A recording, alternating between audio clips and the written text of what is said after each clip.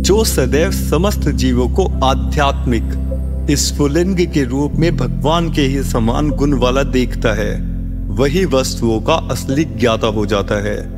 तो फिर उसके लिए मोह या चिंता कैसी?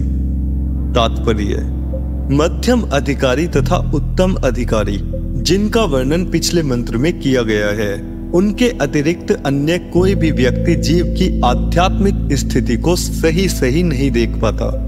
गुणात्मक दृष्टि से जीव परमेश्वर से अभिन्न है।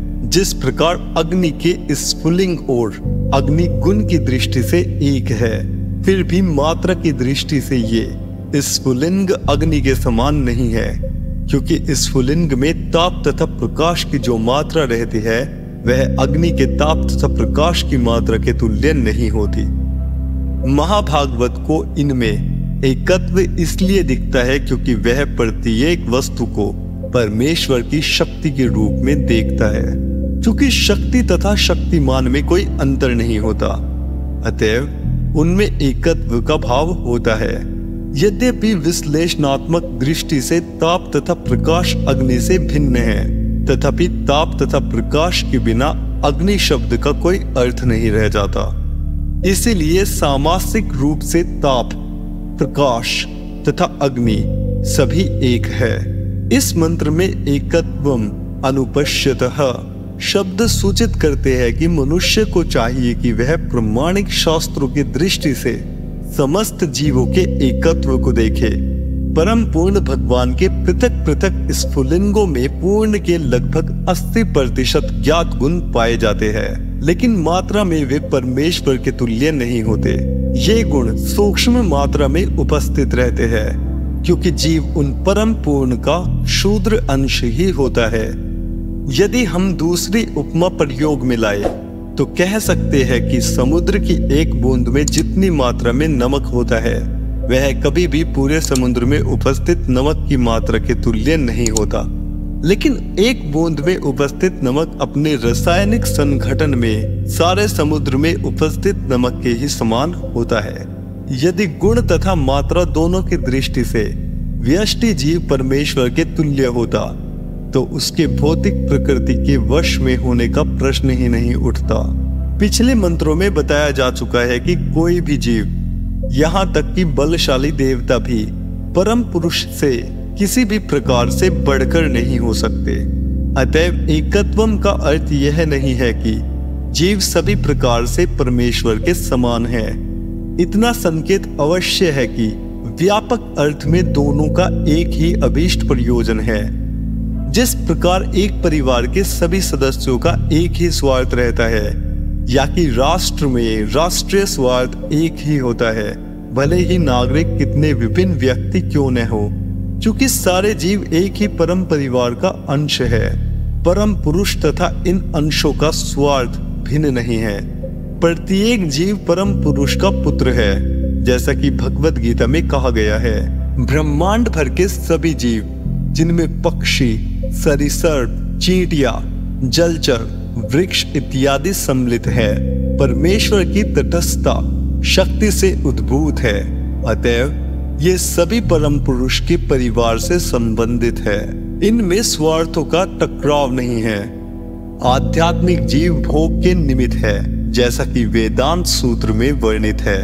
आनंदमयो भयासात, प्रकृति एवं संरचना दोनों की दृष्टि से प्रत्येक जीव जिसमें परमेश्वर तथा उनका प्रत्येक अंश सम्मिलित है, शाश्वत आनंद के लिए है। जीव जो कि शरीर के बंधन से जकड़े हुए हैं, निरंतर आनंद की तलाश में रहते हैं, लेकिन वे उसकी खोज गलत स्तर पर करते हैं। इस भौतिक स्तर के अतिरिक्त एक आध्यात्मिक स्तर भी होता है, जहां परम पुरुष अपने असंख्य पार्षदों सहित आनंद भोगते हैं। वहां पर भौतिक गुणों का लेश मात्र भी नहीं रहता। अतएव यह स्तर निर्गुण कहलाता है। निर्गुण स्तर पर भोग की वस्तु को लेकर कभी कोई झगड़ा नहीं होता, लेकिन इस भौतिक जगत में विभिन्न जीवों के बीच निरंतर टकराव होता रहता है, क्योंकि यहाँ पर भोग का उपयुक्त केंद्र उपेक्षित है। भोग के असली केंद्र तो परमेश्वर है। जो भव्य तथा आध्यात्मिक रास नृत्य के केंद्र है। हम सब उनके साथ रहने तथा दिव्य रुचि तथा विरोध रहित जीवन बिताने के लिए है। आध्यात्मिक रुचि का यह उच्चतम स्तर है और ज्यों ही कोई एकत्व के इस पूर्ण रूप को पा लेता है, त्यों ही मोह या शोक का कोई प्रश्न ही नहीं रह जाता। ईश्वर विहीन सभ्यता का उदय माया से होता है और ऐसी सभ्यता का परिणाम परिताप या शोक होता है।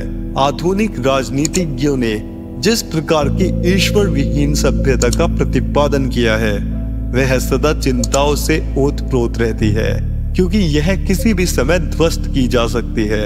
यही प्रकृति का नियम है। जैसा कि भगवद गीता में कहा गया है कि जिन लोगों ने भगवान के चरण कमलों में आत्मसमर्पण कर रखा है, उनके सिवाय कोई भी प्रकृति के कड़े नियमों को नहीं लांघ सकता।